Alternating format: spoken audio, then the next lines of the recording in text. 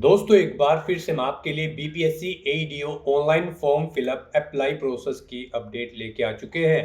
किस तरह से आप Bihar assistant education development officer के 935 खाली पदों के लिए अपने फॉर्म अप्लाई कर सकते हो। स्टेप बाय स्टेप कंप्लीट जानकारी आपको इस वीडियो में दी जाएगी। ऑनलाइन आवेदन करते समय अगर आपके सामने कोई भी टेक्निकल प्रॉब्लम आ रही है तो उसका हल आपको इस वीडियो में मिल जाएगा। फॉर्म अप्लाई करते समय आपको कुछ महत्वपूर्ण बातों को भी ध्यान में रखना होगा, तभी आपका एप्लीकेशन फॉर्म सक्सेसफुली सबमिट हो पाएगा। आवेदन करते समय आपको कोई भी ऐसी गलती या फिर मिस्टेक नहीं करनी होगी जिसको करने से आपका फॉर्म रिजेक्ट हो सकता है। मोबाइल फ़ोन, टैबलेट या फिर लैपटॉप किसी भी डिवाइस के द्वारा आप अपना फॉर्म अप्लाई कर सकते हो। सेम तरह से आपका फॉर्म अप्लाई होगा, बस लुकिंग इंटरफेस यहाँ पर चेंज हो जाएगा। फॉर्म अप्लाई करते समय आप अपना one time registration, OTR registration किस प्रकार से करोगे, किस तरह से आप अपना लाइव फोटो कैप्चर करोगे, डॉक्यूमेंट सिग्नेचर कैसे और कितने केबी में आपको अपलोड करने होंगे, फीस पेमेंट करते हुए रजिस्ट्रेशन से लेकर प्रिंट तक आपको किस प्रकार से अपना फॉर्म अप्लाई कर लेना होगा। पूरी जानकारी के लिए आपको ये वीडियो शुरू से लेके एंड तक बिना स्किप किए हुए देखनी होगी। इस वीडियो को कंप्लीटली देखने पर ही आपके सभी सवाल और डाउट क्लियर होंगे। तो चलिए दोस्तों, बिना कोई वक्त गंवाए शुरू करते हैं बीपीएससी एडीओ फॉर्म फिलअप की पूरी जानकारी। फॉर्म भरने से पहले आपको सबसे पहले हमारी वेबसाइट आईएनडी सरकारी नौकरी के इस पेज पर विजिट करना होगा, जिसका लिंक आपको नीचे description plus first comment box में मिल जाएगा। और हमारे इस पेज पर विजिट करके आप यहां से BPSC ADO online form fill कर सकते हो। Bihar public service commission, Bihar लोक सेवा आयोग की ओर से बीपीएससी की ओर से नोटिफिकेशन रिलीज किया गया था, जिसमें असिस्टेंट एजुकेशन डेवलपमेंट ऑफिसर एईडीओ की पोस्ट निकली थी, जिसके लिए 935 टोटल वैकेंसी जहां पर निकली थी। लास्ट डेट ऑनलाइन आवेदन करने की 26 सितंबर 2025 है। 26 सितंबर तक आप अपना फॉर्म अप्लाई कर सकते हो। 19,900 से 63,200 सैलरी आपको दी जाएगी प्रति माह के लिए। बैचलर डिग्री यानी कि ग्रेजुएशन से आप अप्लाई कर सकते हो। 21 से 40 वर्ष आपकी आयु सीमा रहेगी। एप्लीकेशन फीस जनरल ओबीसी या ईडब्ल्यूएस कैटेगरी के लिए 100 रुपये है। SC/ST फीमेल के लिए भी 100 रुपये है, जो कि आप ऑनलाइन मोड से पेमेंट कर सकते हो। सिलेक्शन होगा pre exam, main exam, document verification, medical examination और फाइनल मेरिट लिस्ट के आधार पे ऑनलाइन तरीके से आप फॉर्म अप्लाई कर सकते हो। बिहार जॉब लोकेशन है, ऑल ओवर इंडिया से, भारत के सभी राज्यों से आप फॉर्म अप्लाई कर सकते हो। bpsc.bihar.gov.in इसकी ऑफिशियल वेबसाइट है, जिससे आप ऑनलाइन आवेदन कर सकते हो। इंपोर्टेंट लिंक सेक्शन के अंतर्गत यहाँ पर आपको ऑफिशियल नोटिफिकेशन पीडीएफ का लिंक मिल जाएगा। इस लिंक पर क्लिक करके आप इसकी ऑफिशियल एडवर्टाइजमेंट की पीडीएफ डाउनलोड कर सकते हो, जिसमें आपको यहाँ पर कैटेगरी वाइज वैकेंसीज की जानकारी मिल जाएगी। आप यहाँ से कैटेगरी वाइज वैकेंसी चेकआउट कर ले और टोटल वैकेंसीज भी यहाँ से आप चेक कर सकते हो। इसी तरह से यहाँ पर आप देख सकते हो सैलरी की जानकारी आपको मिल जाएगी। 29,200 सैलरी आपको दी जाएगी। यहाँ पर स्नातक या इसके बराबर पास अप्लाई कर सकते हैं। 21 से यहाँ पर आप देख सकते हो 40, 42, 37 वर्ष आयु सीमा है, अलग अलग कैटेगरी के लिए, मेल और फीमेल कैटेगरी के लिए। तो यहाँ पर एज लिमिट के बाद आप यहाँ पर अपनी चयन प्रक्रिया यानी कि सिलेक्शन क्राइटेरिया की डिटेल चेकआउट कर ले। उसके लिए आपको यहाँ पर एग्जामिनेशन पैटर्न दिया गया है। आप यहाँ से पूरा पैटर्न यहाँ पर कंप्लीटली चेकआउट कर सकते हो वीडियो को पॉज करके। इसी के अकॉर्डिंग आप अपनी एग्जाम की तैयारी कर सकते हो। उसके बाद में यहाँ पर आपको सिलेबस पाठ्यक्रम इसका डिटेल में दे दिया गया है। सब्जेक्ट वाइज आप टॉपिक वाइज पूरा सिलेबस भी यहाँ से चेकआउट कर सकते हो। कैटेगरी वाइज आपको यहाँ पर इसमें फीस पेमेंट की जानकारी मिल जाएगी, किस कैटेगरी को कितनी फीस किस प्रकार से जमा करनी होगी, वो आप यहाँ से चेकआउट कर ले। उसके बाद में इंपोर्टेंट डेट्स यहाँ पर दी गई है। ऑनलाइन आवेदन आप कब से कब तक कर सकते हो, और ऑनलाइन आवेदन करते समय one time registration, OTR registration आपको किस प्रकार से करना होगा, किस तरह से अपना पासवर्ड यहाँ पर क्रिएट करना होगा, डिजी लॉकर अकाउंट आपको किस प्रकार से यहाँ पर क्रिएट करना होगा, और प्रोफाइल आपको किस प्रकार से क्रिएट करनी होगी, पर्सनल इन्फॉर्मेशन आपको उसमें भरनी होगी, address detail, other information, qualification information, experience information, upload photo या सिग्नेचर और लॉग प्रोफाइल करते हुए आपको फाइनली फॉर्म सबमिट कर देना होगा। पूरी गाइडलाइंस आपको यहाँ पर इसमें मिल जाएगी फॉर्म अप्लाई से रिलेटेड, तो आप यहाँ से चेकआउट कर ले। तो ऑनलाइन आवेदन करने से पहले आपको ये ऑफिशियल नोटिफिकेशन की पीडीएफ पूरा पढ़ना अनिवार्य है। इसको पूरा चेकआउट करने से आपके सभी सवाल और डाउट क्लियर हो जाएंगे। ये पीडीएफ रीड आउट करने के बाद आपको अप्लाई ऑनलाइन लिंक पर क्लिक करना होगा। तो आपके सामने ऑनलाइन आवेदन करने का ये ऑफिशियल पोर्टल ओपन हो जाएगा। यहाँ पर आने के बाद गाइज अगर आपने पहले से रजिस्ट्रेशन कर रखा है तो आपको अपना ईमेल आईडी, मोबाइल नंबर या फिर यूजर नेम एंटर करना है, अपना पासवर्ड आपको एंटर करना है और लॉगिन की इस टैब पर क्लिक करके आपको अपने डैशबोर्ड में लॉगिन कर लेना है। और अगर आप इस भर्ती के लिए फर्स्ट टाइम अप्लाई करने जा रहे हो या फिर बीपीएससी के इस पोर्टल के थ्रू किसी भी भर्ती के लिए फर्स्ट टाइम अप्लाई करने जा रहे हो तो सबसे पहले यहाँ पर आपको अपना रजिस्ट्रेशन करना होगा।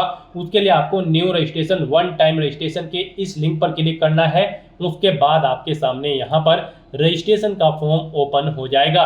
उससे पहले आपको कुछ इंस्ट्रक्शन दिए गए हैं, आपको इन्हें रीड आउट कर लेना है और फिर आपको क्लोज के ऑप्शन पर क्लिक करके पॉपअप क्लोज कर देना है। और यहाँ पर अब आपको अपना वन टाइम रजिस्ट्रेशन का फॉर्म कंप्लीट करना है।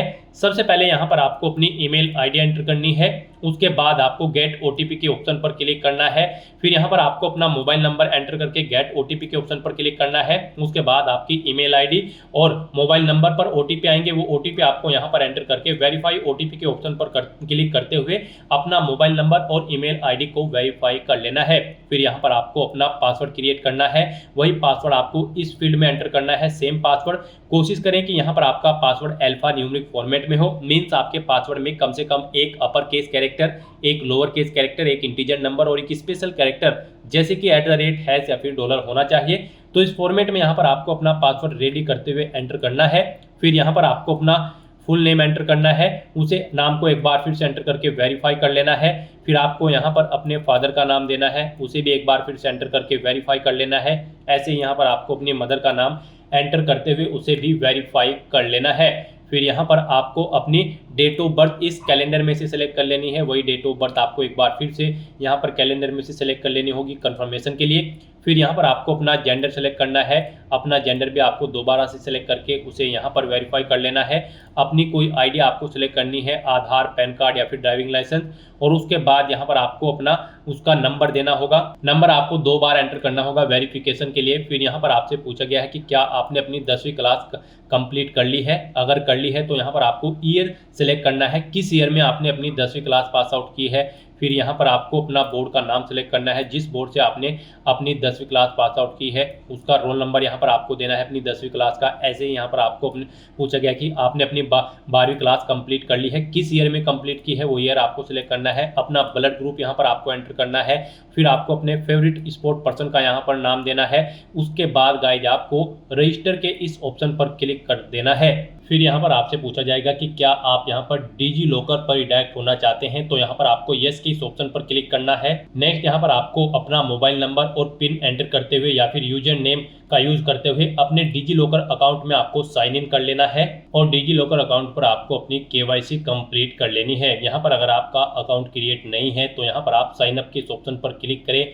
यहाँ पर आप अपना मोबाइल नंबर एंटर करें, जनरेट ओटीपी के ऑप्शन पर क्लिक करें। आपके मोबाइल नंबर पर ओटीपी आएगा, उसे आप वेरीफाई करें। अपना नाम एंटर करें, अपनी डेट ऑफ बर्थ यहाँ पर आप एंटर करें, अपना जेंडर सेलेक्ट करें, यूजर नेम दें, अपना पिन क्रिएट करें और फिर यहाँ पर आप वेरीफाई के ऑप्शन पर क्लिक करते हुए अपना अकाउंट क्रिएट कर लें।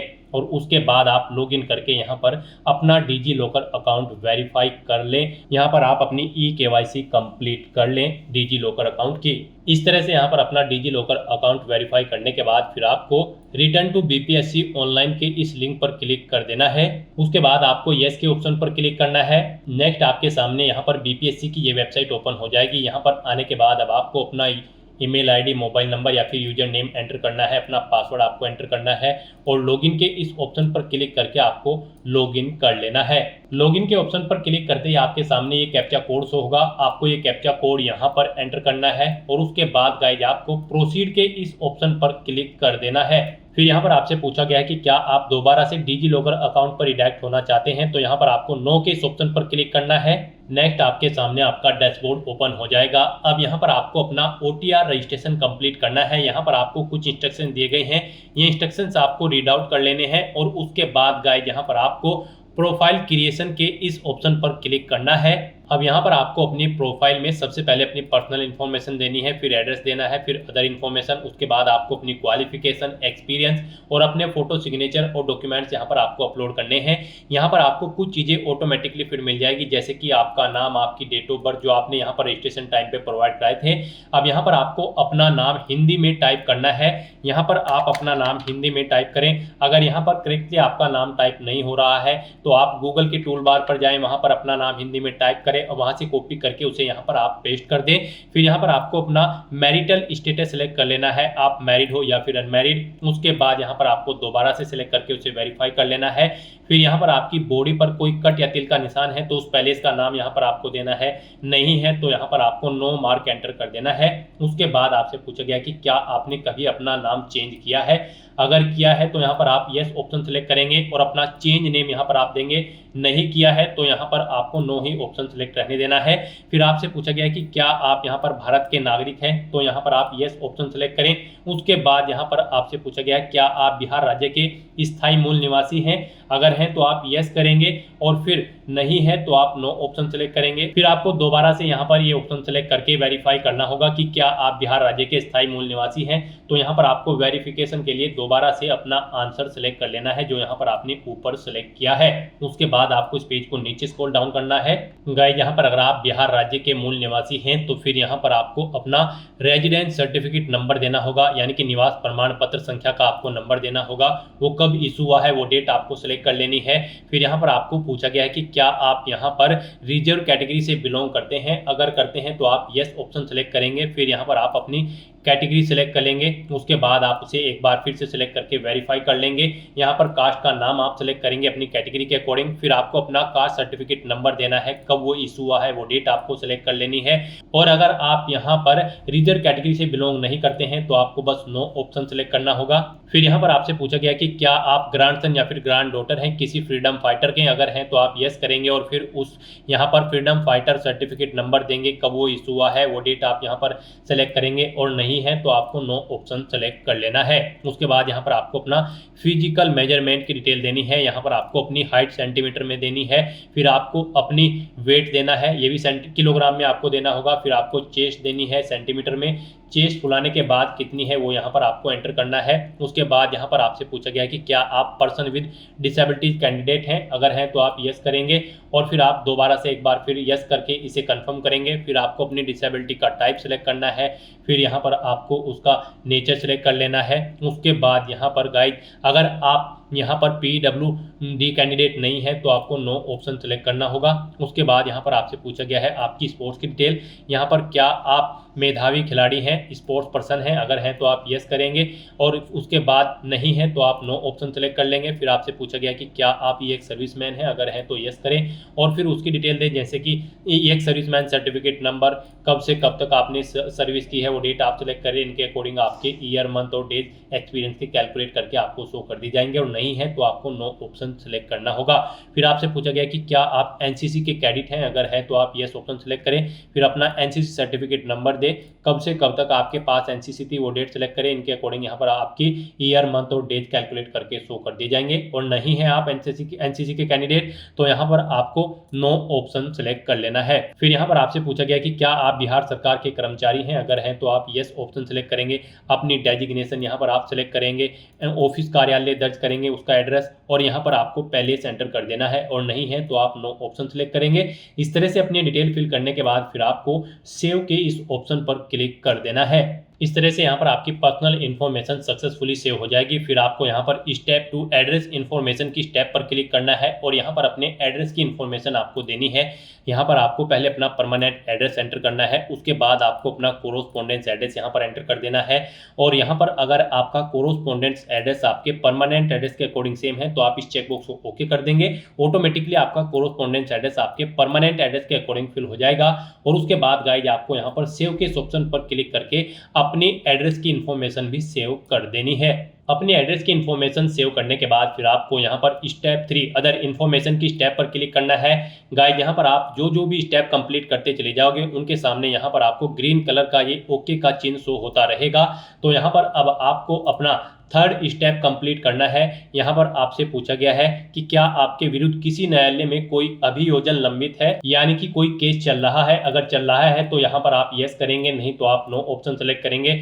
फिर आपसे पूछा गया कि क्या आप बार काउंसिल या मेडिकल काउंसिल या एसोसिएशन या अन्य व्यावसायिक संस्थान द्वारा अनुशासनात्मक या इसी तरह की किसी अन्य कार्रवाई से गुजरे हैं। अगर गुजरे हैं तो यस करें, नहीं तो यहाँ पर आप नो ऑप्शन सेलेक्ट कर लें। उसके बाद आपसे पूछा गया कि क्या आपके विरुद्ध सरकारी या अर्ध सरकारी संगठनों द्वारा कोई अनुशासनात्मक कार्रवाई की गई है। अगर की गई है तो यस करें, नहीं तो नो ऑप्शन सेलेक्ट करें। फिर आपके खिलाफ कोई केस दायर है यहाँ पर किसी न्यायालय में, अगर है तो आप यस करें, नहीं तो नो ऑप्शन सेलेक्ट करें। उसके बाद यहाँ पर आपसे पूछा गया कि क्या आप कभी बीपीएससी, यूपीएससी या फिर अन्य किसी पीसीएससी या किसी अन्य संगठन द्वारा आयोजित परीक्षा के लिए वर्जित या काली सूची में डाले गए हैं। अगर हैं तो आप यस करेंगे, नहीं तो यहाँ पर आप फिर नो ऑप्शन सेलेक्ट कर लेंगे। यहाँ पर अगर आप यस ऑप्शन सेलेक्ट करते हैं तो फिर आपसे पूछा जाएगा फिर आपको परमानेंट इस सूची में डाला गया है या फिर क्रिएशन पीरियड के लिए। यहाँ पर आप अपने अकॉर्डिंग ऑप्शन सेलेक्ट करेंगे और अगर आप नो ऑप्शन सेलेक्ट करते हैं फिर आपको कोई डिटेल नहीं देनी होगी। फिर यहाँ पर आपसे पूछा गया कि क्या आपने कभी गेम या किसी स्पोर्ट में या फिर माउंटेनिंग में या किसी टीम वर्क में कोई पुरस्कार जीता है। अगर जीता है तो उसकी डिटेल यहाँ पर दें, या आप अपने स्कूल में लीडरशिप की है तो उसकी डिटेल दें। यहाँ पर अगर आपने कोई और एक्स्ट्रा करिकुलम एक्टिविटीज की है तो उसकी डिटेल आप प्रोवाइड कर सकते हैं। इस तरह से अपनी डिटेल्स यहाँ पर फिल करने के बाद फिर आपको सेव के ऑप्शन पर क्लिक करके अपनी डिटेल सेव कर देनी है। इस तरह से यहाँ पर आपका थर्ड ऑप्शन भी कंप्लीट हो जाएगा। फिर यहाँ पर आपको स्टेप 4 क्वालिफिकेशन इन्फॉर्मेशन की स्टेप पर क्लिक करना है और यहाँ पर अब आपको अपनी क्वालिफिकेशन की डिटेल प्रोवाइड करनी है। यहाँ पर आपको सबसे पहले सेलेक्ट कर लेना है जो भी आपकी क्वालिफिकेशन है। यहाँ पर आपको अपनी 10वीं क्लास से लेकर अपनी हायर क्वालिफिकेशन तक की सभी डिटेल्स ऐड कर देनी है। यानी कि अगर आपने 10वीं 12वीं ग्रेजुएशन, पोस्ट ग्रेजुएशन या फिर पीएचडी कर रखी है तो उनकी डिटेल यहाँ पर आपको 1 बाय 1 करके सेव कर देनी है, उन्हें यहाँ पर आपको ऐड कर देना है। सबसे पहले यहाँ पर आपको अपनी 10वीं क्लास की डिटेल देनी है, तो यहाँ पर आप 10th या मैट्रिक ऑप्शन सेलेक्ट करें। उसके बाद यहाँ पर आपको दोबारा से सेलेक्ट करना है 10th। फिर यहाँ पर आपको सब्जेक्ट या ब्रांच का विवरण देना होगा। अगर आप किसी और क्लास के लिए हैं, 10th में यहाँ पर मोस्टली सभी सब्जेक्ट्स होते हैं तो यहाँ पर आपको सिलेक्ट करने के लिए ऑप्शन नहीं मिलेगा। फिर आपको अपना स्टेट सेलेक्ट करना है, जिस स्टेट से आपने अपनी 10वीं क्लास पास आउट की है। बोर्ड का नाम यहाँ पर आपको सिलेक्ट करना है जिससे आपने अपनी 10वीं क्लास पास आउट की है। क्वालिफिकेशन का स्टेटस बताना है, आप कंप्लीट कर चुके हो या फिर अपीयर्ड हो यहाँ पर। उसके बाद आपको डेट ऑफ क्वालिफिकेशन, योग्यता पूर्ण होने की तिथि आपको सिलेक्ट कर लेनी है, कब आपने अपनी ये क्वालिफिकेशन कंप्लीट की है, कितने अटेम्प्ट्स में आपने पास आउट की है, 1 2 3 यहाँ पर आपको वो एंटर करना है। कितने मार्क्स यहाँ पर आपने ऑब्टेन किए हैं वो आप एंटर करें। फिर टोटल कितने मार्क्स थे जिसमें से मार्क्स आपने ऑब्टेन किए हैं वो यहाँ पर आप एंटर करें। फिर यहाँ पर आपको अपनी परसेंटेज या फिर सीजीपीए एंटर कर देना है। उसके बाद नंबर ऑफ एकेडमिक मंथ्स, कितने महीने में आपने ये अपनी क्लास कंप्लीट की है, ये क्वालिफिकेशन कंप्लीट की है, महीनों में यहाँ पर आपको एंटर करना है। कितने महीने, 6 12 18 24 आपको अपने अकॉर्डिंग यहाँ पर ऑप्शन सेलेक्ट कर लेना है। फिर यहाँ पर आपको बताना है आपकी फर्स्ट डिवीजन है या फिर पास आउट हो या सेकंड या फिर थर्ड, आप अपने अकॉर्डिंग ऑप्शन सेलेक्ट करें। रिजल्ट के यहाँ पर मोड बताएं, आपने डिस्टेंट या कोरोस्पोंडेंस या फिर ट्रेडिशनल या फिर रेगुलर, आपने कैसे अपनी क्वालिफिकेशन कंप्लीट की है। कंपलसरी सब्जेक्ट्स यहाँ पर आपको आपकी क्वालिफिकेशन के अकॉर्डिंग शो होंगे। उसके बाद यहाँ पर आपको अगर ऑप्शनल सब्जेक्ट हैं तो यहाँ पर आप सिलेक्ट कर सकते हैं आपकी क्वालिफिकेशन के अकॉर्डिंग। यहाँ पर आपको अपना रोल नंबर एंटर करना होगा। फिर ये आपको पासिंग ईयर यहाँ पर सिलेक्ट करना होगा, कब आपने पास आउट की है। और उसके बाद गाइस यहाँ पर आपको ऐड के इस ऑप्शन पर क्लिक करके अपनी क्वालिफिकेशन की डिटेल यहाँ पर ऐड कर देनी है। इस तरह से यहाँ पर आपको 1 बाय 1 करके अपनी 10वीं क्लास से लेकर अपनी हायर क्वालिफिकेशन तक की सभी डिटेल्स 1 बाय 1 करके प्रोवाइड कराते हुए ऐड कर देनी है। और उसके बाद गाइस यहाँ पर आपको सेव के ऑप्शन पर क्लिक कर देना है। क्वालिफिकेशन की डिटेल देने के बाद फिर आपको स्टेप 5 एक्सपीरियंस इन्फॉर्मेशन की स्टेप पर क्लिक करना है। आपके सामने कुछ इस तरह से इंटरफेस ओपन होगा। यहाँ पर अगर आपको एक्सपीरियंस नहीं है तो आप नो के ऑप्शन पर सिलेक्ट करेंगे, सेव करेंगे। और अगर आपको एक्सपीरियंस है तो यहाँ पर आपको यस के इस ऑप्शन पर क्लिक करना है और फिर यहाँ पर आपको अपने एक्सपीरियंस की डिटेल प्रोवाइड करनी है। यहाँ पर आपसे पूछा गया है कि क्या आप यहाँ पर वर्तमान में भी कार्यरत हैं। अगर हैं तो आप प्रेजेंट ऑप्शन सेलेक्ट करें, नहीं तो आप पास्ट ऑप्शन सेलेक्ट करें। अगर आप जॉब छोड़ चुके हैं उसके बाद यहाँ पर आपको अपना एम्प्लॉय टाइप सेलेक्ट कर लेना है। आप सेंट्रल गवर्नमेंट के एम्प्लॉय थे या फिर गवर्नमेंट ऑफ बिहार या फिर अदर स्टेट गवर्नमेंट के, आप अपने अकॉर्डिंग ऑप्शन सेलेक्ट करें। फिर यहाँ पर आपको अपने डिपार्टमेंट या फिर इंस्टीट्यूशन या फिर ऑर्गेनाइजेशन का नाम देना है जहाँ पर आप कार्यरत थे। फिर आपको बताना है क्या कार्यालय संस्थान बिहार क्षेत्र के परिधि में अवस्थित है। अगर है तो आप यस करेंगे, नहीं तो नो ऑप्शन सेलेक्ट करेंगे। अपनी डेजिग्नेशन यहाँ पर आप देंगे, नेचर ऑफ जॉब यहाँ पर आप सेलेक्ट करेंगे। फिर यहाँ पर आपको पोस्ट इज गैजेटेड, क्या पद राजपत्रित है, अगर है तो आप यहाँ पर ऑप्शन सेलेक्ट करेंगे, नहीं तो नो ऑप्शन सेलेक्ट करेंगे। नियुक्ति की प्रकृति आप सेलेक्ट करेंगे। पे बैंड यहाँ पर आप अपना देंगे, ग्रेड पे आप यहाँ पर देंगे, बेसिक पे अपनी यहाँ पर आप एंटर करेंगे, मंथली ग्रोस सैलरी यहाँ पर आप देंगे। मेडिकल कॉलेज एंड इंस्टीट्यूट का संस्थान है तो यहाँ पर आप सेलेक्ट करेंगे। किस डेट से किस डेट तक आप यहाँ पर कार्यरत थे वो डेट आपको सिलेक्ट कर लेनी है।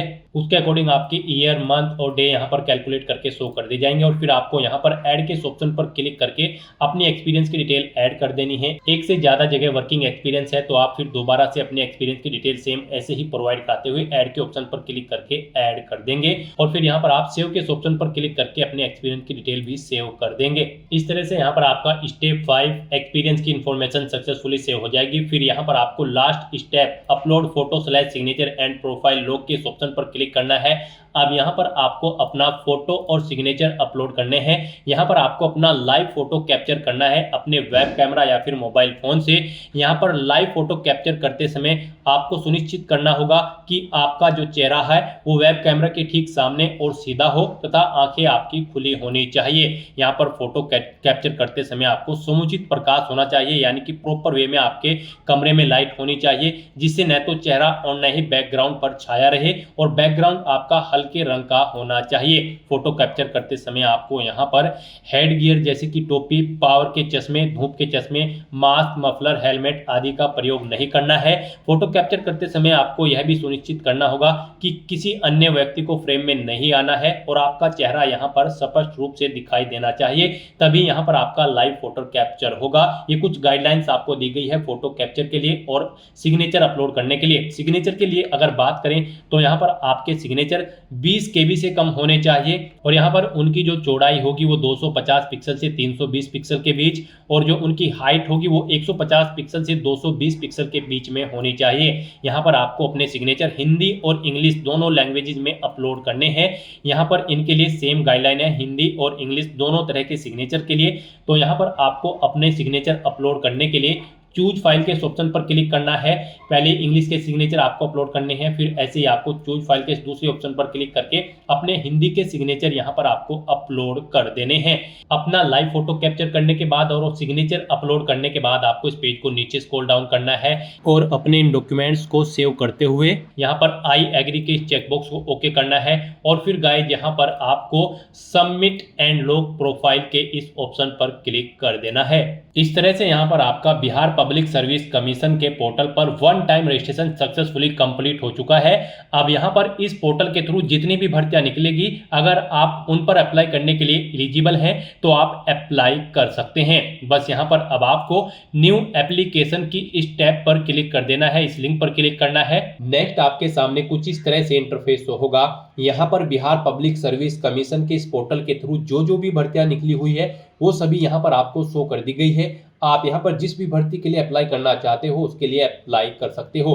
गाइज हम यहाँ पर आपको असिस्टेंट एजुकेशन डेवलपमेंट ऑफिसर की पोस्ट के लिए अप्लाई करके दिखा रहे हैं। इस पोस्ट पर अप्लाई करने के लिए आपको व्यू की इस टैब पर क्लिक करना है। फिर आपके सामने कुछ इस तरह से इंटरफेस होगा। यहाँ पर आपको इस भर्ती की डेट्स के रिगार्डिंग डिटेल प्रोवाइड कर दी गई है। अब आपको चेक एडवर्टाइजमेंट क्राइटेरिया की स्टेप पर क्लिक करना है। नेक्स्ट आपके सामने कुछ इस तरह से इंटरफेस होगा। यहाँ पर आपका फॉर्म स्टार्ट हो चुका है। आपके फॉर्म की सभी डिटेल्स यहाँ पर आपके वन टाइम रजिस्ट्रेशन से फैच कर ली गई है। आपको सभी डिटेल्स केयरफुली चेकआउट करनी है, पेज को नीचे स्क्रॉल डाउन करना है और बस यहाँ पर अब आपको कुछ क्वेश्चंस के आंसर प्रोवाइड कराने हैं और अपना फॉर्म अप्लाई कर लेना है। यहाँ पर आपसे पूछा गया है आपने यहाँ पर बिहार के कितने कॉम्पिटिटिव एग्जामिनेशन में पार्टिसिपेट किया है। यहाँ पर आप अपना आंसर एंटर करें 1, 2, 3 या फिर 0। फिर यहाँ पर आपको अपनी 10वीं क्लास का सर्टिफिकेट नंबर एंटर करना है। फिर यहाँ पर आपको वो कब इशू हुआ है वो डेट यहाँ पर आपको एंटर करनी है। फिर आपको अपना अंडर ग्रेजुएट यानी कि ग्रेजुएट डिग्री का जो आपका सर्टिफिकेट है उसका नंबर देना है, कब वो इशू हुआ है वो डेट आपको यहाँ पर एंटर करनी है। फिर यहाँ पर आपका जो अंडर ग्रेजुएट का सर्टिफिकेट है उसका नंबर आपको यहाँ पर देना है, कब वो इशू हुआ है उसकी भी डेट आपको यहाँ पर देनी है। फिर यहाँ पर आपको सर्टिफिकेट नंबर देना है अगर आपने एग्जाम में स्क्राइब लिया होगा, फिर वो आपको इशू डेट उसकी देनी है। ऐसे ही यहाँ पर आपको अपना नो ऑब्जेक्शन सर्टिफिकेट का नंबर एंटर करना है, उसकी इशू डेट यहाँ पर आपको एंटर कर देनी है। इस तरह से अपनी ये क्वेश्चंस के डिटेल प्रोवाइड कराने के बाद फिर आपको यहाँ पर अप्लाई की स्टेप पर क्लिक कर देना है। फिर यहाँ पर आपको आपकी 10वीं क्लास का जो मैट्रिक सर्टिफिकेट है वो आपको यहाँ पर अपलोडेड शो हो जाएगा। अगर आपने OTR में अपलोड किया होगा, दोबारा से अपलोड करना चाहते हैं तो री अपलोड के ऑप्शन पर क्लिक करके आप अपलोड कर सकते हो और व्यू अपलोडेड डॉक्यूमेंट लिंक पर क्लिक करके आप अपना मैट्रिक सर्टिफिकेट यहां से व्यू कर सकते हो। और उसके बाद गाइस यहां पर आपको अपना लाइव फोटो कैप्चर करना है। उसके लिए आपको यहां पर कैप्चर लाइव फोटो के इस ऑप्शन पर क्लिक करना है और अपने वेब कैमरा या फिर मोबाइल फोन के थ्रू आपको अपना लाइव फोटो कैप्चर कर लेना है। फोटो कैप्चर करते समय यहाँ पर आपको कुछ चीजों का ध्यान रखना होगा। जब आप अपना फोटो कैप्चर करेंगे तो जिस स्थान पर आप अपना फोटो कैप्चर करेंगे वहां पर प्रॉपर वे में लाइट होनी चाहिए, प्लेन बैकग्राउंड आपका होना चाहिए, चेहरे पर आपको कोई मास्क या फिर सर पर कोई टोपी या कानों में ईयरफोन्स वगैरह नहीं लगाने हैं। तो इन चीजों का ध्यान रखते हुए आपको अपना लाइव फोटो कैप्चर कर लेना है। उसके बाद आपको डिक्लेरेशन सेक्शन में आना है, इन डिटेल्स को रीड करना है, आई एग्री के चेकबॉक्स को ओके करना है, पेज को नीचे स्क्रॉल डाउन करना है, यहाँ पर अपनी लोकेशन आपको एंटर करनी है और उसके बाद फिर आपको यहाँ पर सबमिट एंड पे फीस के इस ऑप्शन पर क्लिक कर देना है। सबमिट एंड पे फी ऑप्शन पर क्लिक करने के बाद आपके सामने कुछ इस तरह से इंटरफेस शो होगा। अब यहाँ पर आपको ऑनलाइन पेमेंट ऑप्शन सेलेक्ट करना है, उसके बाद आपको SBI के ऑप्शन पर सेलेक्ट कर लेना है और फिर गाइस यहाँ पर आपको ओके के ऑप्शन पर क्लिक कर देना है। नेक्स्ट आपके सामने फीस पेमेंट का इंटरफेस ओपन हो जाएगा। यहाँ पर आप debit card, credit card, net banking, UPI या फिर NEFT के माध्यम से अपना फीस पेमेंट कर सकते हो। यहाँ पर UPI आपके लिए बेस्ट ऑप्शन रहेगा। आप अपनी UPI ID एंटर करें, एंटर UPI ID ऑप्शन पर सेलेक्ट करने के बाद और फिर आप वैलिडेट UPI ID ऑप्शन पर क्लिक करते हुए अपना फीस पेमेंट कर दे, या फिर आप यहाँ पर UPI QR के ऑप्शन पर सेलेक्ट करें, उसके बाद आप पे नाउ के ऑप्शन पर क्लिक करें। फिर यहाँ पर आपको ये QR कोड शो कर दिया जाएगा, आप इसे अपने UPI से स्कैन करें और अपना फीस पेमेंट कर दें। सक्सेसफुली फीस पेमेंट करने के बाद आपका एप्लीकेशन फॉर्म सबमिट हो जाएगा। उसके बाद आपको अपने एप्लीकेशन फॉर्म का एक हार्ड कॉपी प्रिंट आउट ले लेना है फ्यूचर यूज के लिए, फ्यूचर रेफरेंस के लिए, और आपको अपने बिहार पब्लिक सर्विस कमीशन के डैशबोर्ड में जाकर अपने एप्लीकेशन फॉर्म का स्टेटस चेकआउट कर लेना है। फीस पेमेंट का भी स्टेटस आप चेकआउट कर सकते हो। तो दोस्तों ऐसे आप Bihar public service commission assistant education development officer के 935 खाली पदों को भरने के लिए अपने फॉर्म अप्लाई कर सकते हो बिना कोई मिस्टेक किए हुए। आज की इस वीडियो में बस इतना ही। आई होप ये वीडियो आपको पसंद आई होगी। अगर पसंद आई हो तो इसे लाइक और शेयर करें, चैनल पर नए हो तो इसे सब्सक्राइब कर लें। Thanks for watching.